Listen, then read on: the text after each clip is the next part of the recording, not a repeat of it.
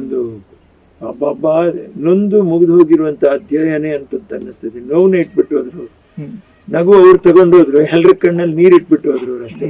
ಇದೇ ಮಾಡಿದ್ರು ಪುನೀತ್ ಅವ್ರು. ನಿಜವಾಗ್ಲೂ ನಮ್ಗೆಲ್ಲರಿಗೂ ಏನ್ ಬೇಜಾರು ಅಂದ್ರೆ ನೋಡಿ, ಅಭಿಮಾನಿಗಳ ಹತ್ರ ತೆರೆದ ಮನಸ್ಸಿಂದ ನಾನು ಮಾತಾಡಕ್ಕೆ ಇಷ್ಟಪಡ್ತೀನಿ.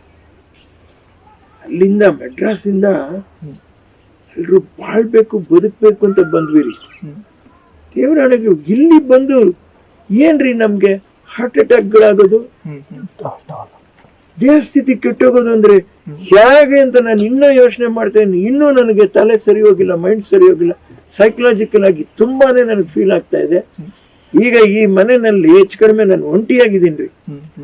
ಹಾಗೆ ಪುನೀತ್ ಅವ್ರನ್ನ ಕಳ್ಕೊಂಡಿರೋ ಅವರ ಶ್ರೀಮತಿಯವರಾಗ್ಲಿ, ನಾಗಣ್ಣವ್ರಿಗೆ ಆಗ್ಲಿ, ಶಿವಣ್ಣವ್ರಿಗೆ ಆಗ್ಲಿ, ಯಾರಿಗೆ ಕನ್ನಡದ ಅಭಿಮಾನಿಗಳಿಗೆ ಆಗ್ಲಿ ನಿಜವಾಗ್ಲೂ ಎಷ್ಟು ನೋವೋದು.